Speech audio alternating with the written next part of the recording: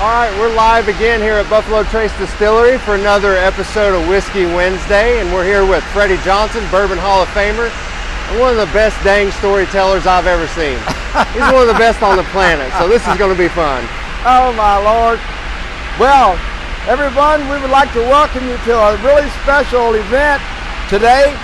This is the oldest residential building in Franklin County. Believe it or not, the city of Frankfort starts right here at Buffalo Trace Distillery back in the 1700s.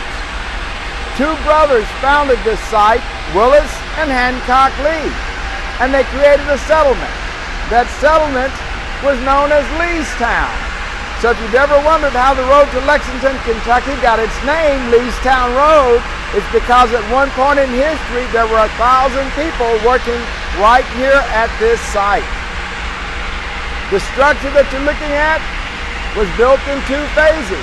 The lower level goes back to the 1700s. When we get inside, I'm going to show you a couple of things that gives you a little indication of how we know. The upper level was built in the 1800s. But if you look closely at the camera, you will notice you can see ripples in the window panes. Those are some of the original window panes from the 1800s. And are we close to the Kentucky River right here, Freddie? Oh, man, are we? Sometimes the river's right here where we're standing. On the other side of this building that looks like an old factory right now, when we get inside, Tim, you're going to see how beautiful this was. You're now looking at the original OFC distillery that E.H. Taylor put together. It was beautiful. And to keep everything in sync, look here. It is a time capsule. So what we have done is we have now captured today along with yesterday. Let's go inside and take a look around. I'm noticing two doors as well. We'll get to that. Oh man, very good. So yes, there was a reason.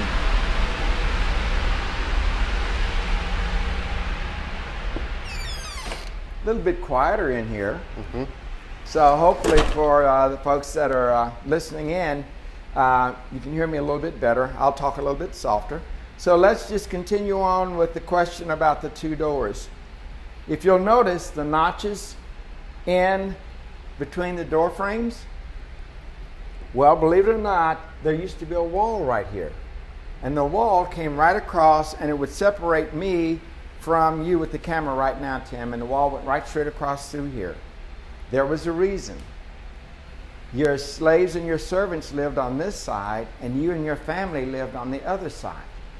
Remember, you came out here on a land grant. Your nearest neighbor is 400 acres away. Somebody knocks on your door in the middle of the night, they're not there for a cup of coffee. So try to imagine the kinds of things that went on around here. And so your servants, they were your barking dogs. They were on the lookout to help take care of your family because you basically had no one else to rely on at the time. Come over here, let's look at something very interesting. Let's go back in time. Let's go back in time, and I want to show you how history can sometimes be concealed. When we came to the distillery, notice there's only one door because the other door had been bricked up. Mm-hmm.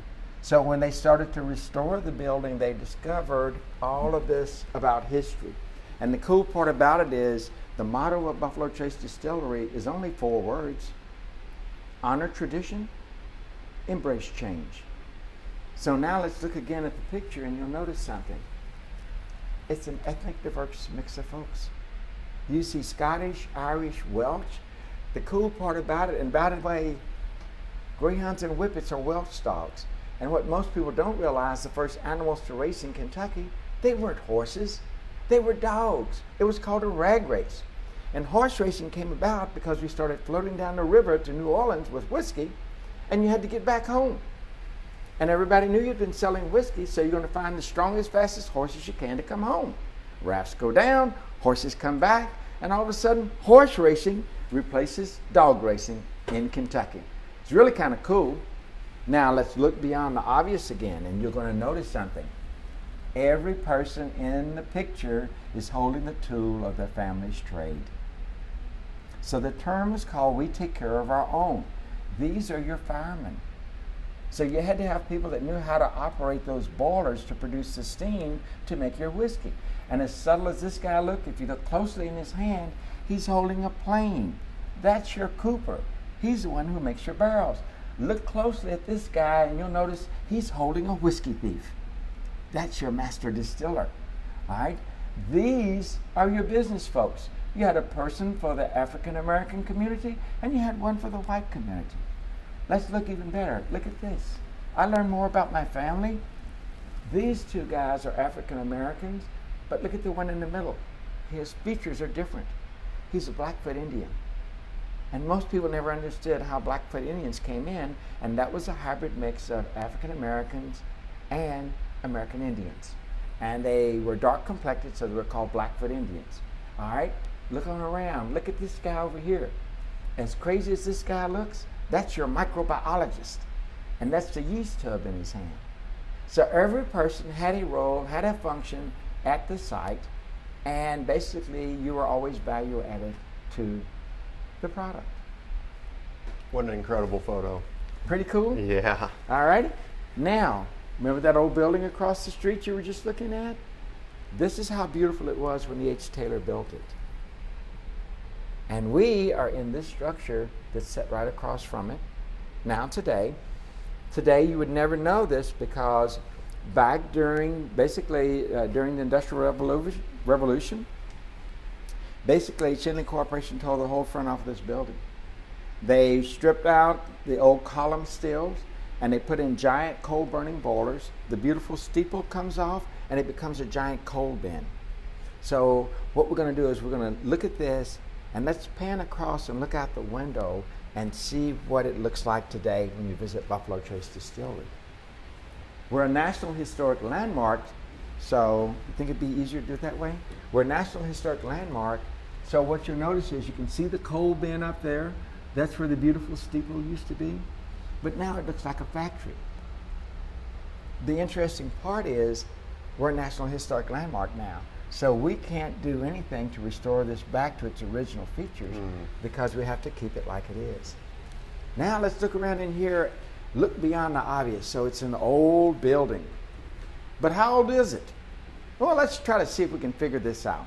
Piece parts. The first thing we're going to notice is we see the plaster on the walls, but on top of the plaster was layers of wallpaper.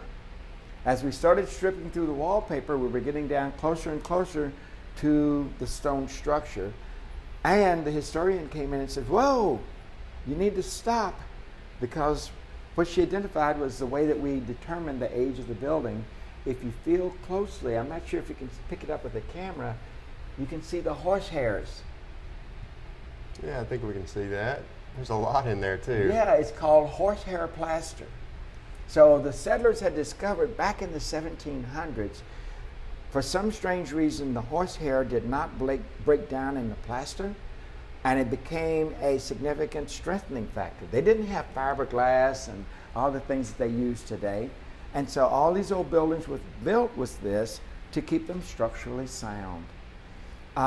Another interesting thing, you leave out of here in the morning, you're going out on your property, it's hard to say when you might come back in.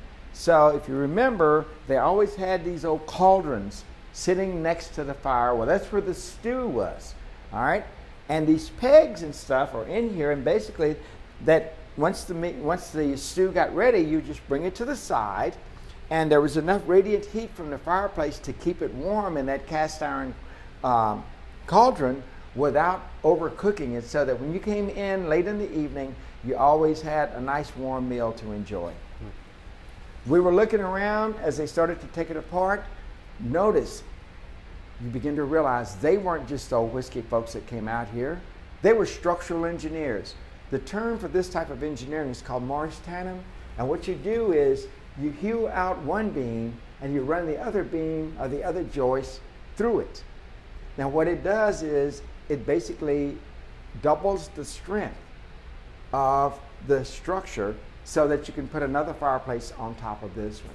See, they didn't have I-beams and pressure-treated wood and laminated boards back in the day, but they were very creative. So what a lot of people didn't understand, let's even look at the baluster. What they didn't understand was cooper in early European days did not mean barrel maker. It actually meant a worker of wood. So they were carpenters and cabinet makers and furniture makers. And that's why when they would do these things, they understood what they were trying to do. This is all one piece. And when they started to restore this, they actually had to number the balusters because each one was custom fit for a place on the stairs. That's pretty cool. Pretty cool? That's pretty cool. I'll tell you what. When we come back down, you want to go upstairs and look around for a minute, or you want to look at me sending you down the river on your flatboat?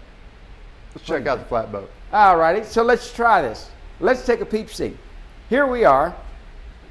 We're on the bank of the river. Okay, let's stop this from mugging here. And by the by, what's important about Buffalo Trace Distillery, notice, see how this slopes out? We're sitting on top of a giant sandbar. And where we are sitting here is where the river used to flow. The Kentucky River and the Tennessee River are only a handful of major rivers in the world that flow north instead of south. Okay? So when the plates buckled here and it pushed the white limestone to the surface, the buffalo found this area, and this became a giant grazing area. And this grass was being fed by this limestone water that was loaded with minerals and nutrients. So it's white marble limestone because it came from the bottom of the sea, and it still has, when they quarry it, they still find seashells and basically old fossils in the stone. And this is how you went up and down the river. And what a lot of people don't realize, if you get down to New Orleans, the first whiskey cocktail down there in the 1800s was a Sazerac. And the rye whiskey for the Sazerac cocktail came from right here where we're standing. Okay? And to get your whiskey downriver, you built a flatboat. You loaded it up with livestock. Most of the times you just put barrels of whiskey on there, and you would be on your journey. And you ready for this? Your journey is going to take you 5 to 7 months to complete. So you're going to float from the Kentucky River to the Ohio River, from the Ohio River to the Mississippi River, and if you're lucky, 5 to 7 months later, your flatboat floats up on the bank in New Orleans. Of course, a lot of them didn't make it, you know. Why's that? Well, you would think it was because they hit a rapid or a sandbar. Yeah, the river itself. Nah. See all these little folks waiting for you to come by? You had river pirates. And so you had to have some folks riding shotgun, being on the lookout for you to pick these people off before they got to you because they really wanted your whiskey. Whiskey was valuable, huh? You ready for this? Most people don't even realize the significance of whiskey. If I'm coming from the East Coast over Virginia proper, coming out through this area, I'm going through different territories, and each one, a lot of them had their own money.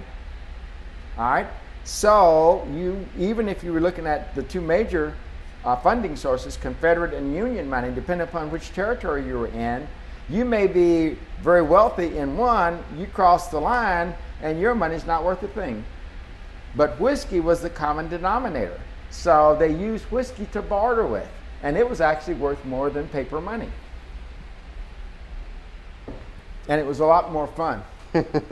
Let's go upstairs here and take a look at something real quick.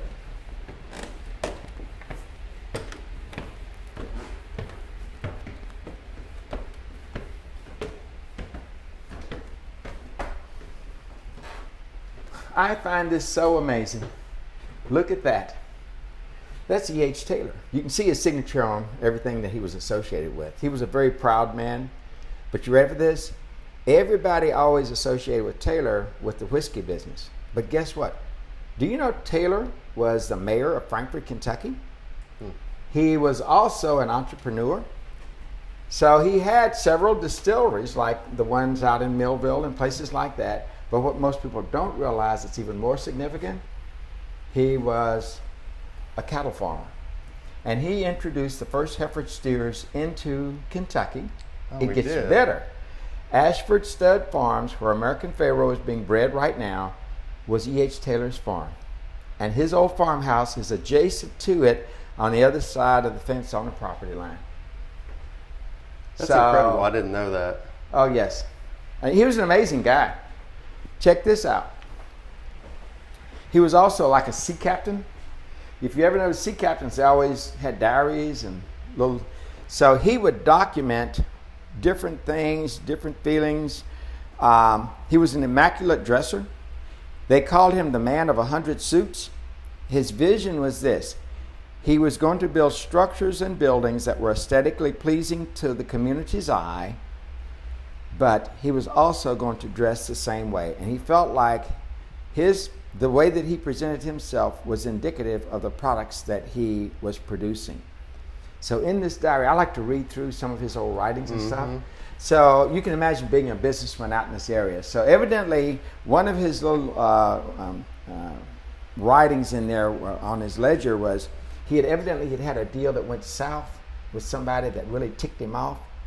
And so his little note in there was, "And you, my friend, will be like a name written in the sand by the sea." Wow. Meaning when the wave comes in, you no longer exist in my life. Wow. So this is him. He was the man of 100 suits. He had a walking stick for every day of the week. And you never found him anywhere that he was not dressed. Now, behind. Well, we had an interruption in the stream, so you're going to have to piece these two together when you're watching it live. So sorry about that, but just start with this one where we left off, and we'll keep it going. Okay. Keep it going. So, the man of 100 suits, the man with a walking stick for every day of the week. But he was not alone. His wife, her nickname was Bossy. Oh, I saw a Bossy's recipe book over there. Yes. So try to imagine why she had that nickname. She actually lived. It was really kind of funny the way that they made out. She died before he did. The kicker, though, was she was the one that basically had to endure the heights of his career and his life, and the low moments when all of a sudden he was belly up and Stag was buying him out and he had no money, and she was the one that had to keep the home place going while all this was going on. So basically, Bossy was the boss. This picture here looks like, is this his house or is this? It's one that he built. It's really kind of amazing. No matter what he did, he always went to the next level. Yeah, the two big staircases are amazing. Yeah, so that building no longer exists, but it's really kind of interesting to see. He always wanted to have a presence. Interesting kind of a guy. This room was called the Room of Reconciliation. See, that's one of my favorite rooms. And even today, this process that he used still holds true. 5 to make a decision. So we use that same process today. A good barrel of bourbon is taste tested by no less than 5 people, and it is always a mix of men and women. And that way, you never have a draw. Come here. Now let me show you something. Let me tell you, Taylor fascinated me just because of some of the things that he did. So you ready for this? Yep. Let's watch this. So Taylor gets this distillery going. He buys an old distillery. It's basically a very basic distillery. He buys that distillery, tears it down, and builds his first distillery here. Lightning strikes it. It burns down, and within a year, he rebuilt this whole thing over here. He built on top of his old distillery. Hence Pompeii. We just recently uncovered that. And it's an interesting room because now you can see, I'm trying to keep my back from here, but Taylor had a section, Stagg had a section. I know that's not this house we're in, but that's one of the coolest buildings. It's one of the coolest pictures. Let's take you to the next level. I was showing this, we were doing tours, this was before COVID hit, so I'm doing a tour in here, and this lady said, well, you had mentioned that Stagg and Taylor kind of like had some differences. And I said, yeah. And she said, well, I can tell that Stagg had won out. And I said, oh, really? I said, by what? And she said, well, it becomes obvious. And I said, how? She says, well, Stagg has already moved the fireplace over to his side. So Taylor's out in the cold. And we started laughing. But watch how the other piece. So we had 3 miles of railroad tracks around this distillery. Okay, 3 miles of railroad tracks. Along with the grain and the steam locomotives and the box cars, Taylor had a club car. And he would entertain people, and he would take them from this distillery to the old Taylor distillery out in Millville and stuff like that. I'm going to show you how crazy history is. This was called the Caboose, and it ran between Frankfurt and Georgetown and Paris. It was a little commuter thing. At one point, we had over 1,000 people working around here. All right? I remembered riding on this when I was a kid, and I could only look out the window in the back part of it because we weren't allowed up in the front part. So I always wondered how it ran. All right? I'm going to show you how cool this is. So this little caboose, when this whole thing went belly up, was abandoned in Georgetown, Kentucky, and a bunch of Railroad History Museum folks found it, got it going, and they carried it down to Newcastle, Kentucky, to the Railroad Museum. I found out about it. I went down there and actually got a chance to climb aboard. It's been fully restored, and I got a chance to climb aboard it and see how that little caboose ran. And guess what? It was a Cummins diesel engine, and basically it was a truck on steroids. And they just put it on rails, and the engineer had a little sandbox that he sat on, and then when it would rain or when it would start to sleet a little bit, he would just hit his sandbox, and sand would come down on the tracks, and the wheels would catch, and they would, wow. So if you get a chance to go to Newcastle, Kentucky, while you're in Kentucky, go to that Railroad Museum, and you'll be able to see the same little caboose, and even the number is the same. They reprinted the same number that's on there. That's pretty neat. Pretty neat? That's really neat. So, I see some product here too, Freddie, some E.H. Taylor product. Oh, you ready for this? It's nice to see some of those. Remember I told you he was an entrepreneur? Tell you something kind of cool that he did. So Taylor, getting back on his feet again, he comes out with this product. He has now established the Bottled and Bond Act, and he's trying to get this thing going again. But he doesn't really have a lot of money. So what he does is he creates this product, and the way that you know it's his is his signature is the label. So if you try to duplicate this, he can get you for forgery. It's a federal offense. He put his picture of his distillery on one side, his picture's on the other side. Now, you ready for this? So, I want to jumpstart my business. I don't have any customers, but I got a new whiskey. So here's what I'm going to do. This is a Harvard business model even today. I got a chance to go to Harvard for some classes with AT&T. So here's the deal. You hire some people, and you give them a bunch of empty sleeves and empty bottles. And their job is to go to places like New York and Chicago and these business districts. And if you've ever been to New York, the way it works is when I would commute down to 6th Avenue, the night after the bars and stuff close down, they just put all the trash out on the street. And you have to go down through that early in the morning to go to work. Your job is to take these empty whiskey bottles and these sleeves and put them on top of the trash in front of all these bars and restaurants as people would commute in and out. And then when the businesses open up, your job is to then go in there and sit down, and when the proprietor comes over, you politely ask him, I'd like to have a little drink of that E.H. Taylor whiskey. Oh, well, we don't carry that. Are you sure? No, we've not heard of that one. Well, okay, somebody's drinking it because it's all up and down the streets. We'll see you later. We'll just go next door.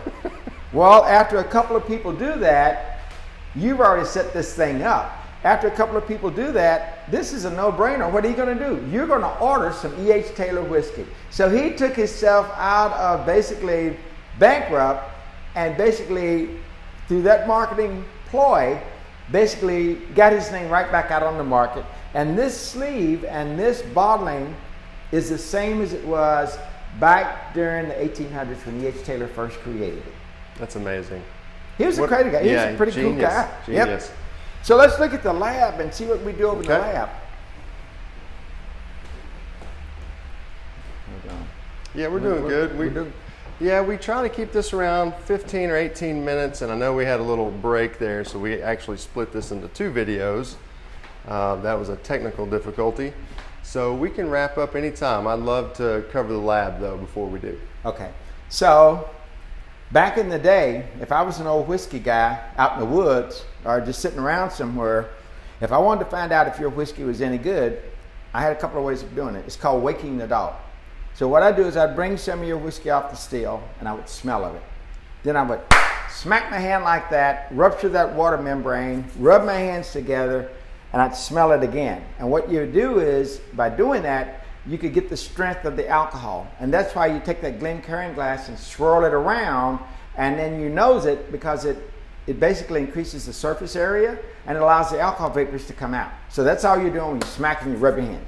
Get the strength. You let them breathe for a little bit, the alcohol vapors go away, you smack your hand again, and when you rub them the next time, you can smell the dominant grain in the whiskey. Corn. All right? Let them breathe a little bit more. That'll go away. The next layer down, you smack them again, rub your hands together. All right? And you can pick up on the sweetness, okay? You're going to pick up on the yeast, okay? And then you let them breathe a little bit more, and you'll notice your hands feel really soft and smooth, like you put a lotion on them, okay? And so that tells you the strength, it tells you the dominant grain, it tells you kind of yeast that you've used. Brewer's yeast, baker's yeast, distiller's yeast, all smell different. And then the last part tells you the proof bringing it off the still, okay? So that's one way of finding out your whiskey. The other way is I can burn it. And if it burns with a real dark blue flame, that's the proof that your whiskey is at least 50% alcohol. All right? So I can burn your whiskey. Mm-hmm. But guess what else I can do? I can also weigh your whiskey. Ah. A pint's a pound the world around. Water's 8 pounds to the gallon. So when I take, let's say, a dram of your whiskey and I put it on the scale, depending upon its proof, it will have a certain weight. The higher the proof, the less it's going to weigh. So I can measure the density of the product and tell me a little bit about the alcohol concentration. Okay? Yep. Not only was he an entrepreneur, he was always trying to make a better product. So this is actually done in honor of him. We're continuing on with that tradition that E.H. Taylor started. We were the first to have climatically controlled warehouses, steam heat. He had learned about the properties of the wood. He had learned a little bit about grains. We found out that the first whiskey he made wasn't yellow corn, it was Boone County white corn. And it produced a sweeter flavor. So we've gone back and we've done some of that.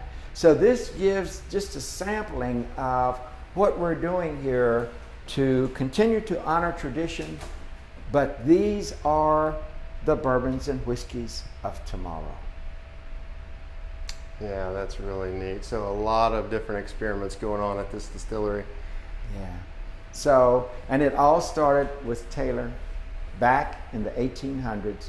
And because of all of this, and because of the way whiskey was made prior to him coming on the scene, that's why the Bottle and Bond Act was so important, is it stopped people from doing things like adding lead or arsenic to their whiskey, which is what was known as rot gut. Mm-hmm. It produced a sweet whiskey, but it rotted out the lining of your stomach. It stopped them from being able to take big wads of tobacco and dump into your whiskey to give it that pretty amber color. They used to put acid into their whiskey to give it a bite so that it had a little bit of punch. But all those things basically went away, and whiskey was the first product to ever be established with the Food and Drug Act. We've got our priorities right. We got them right. So hopefully, Tim, another little piece of Buffalo Trace, a little bit of history, a little bit of fun.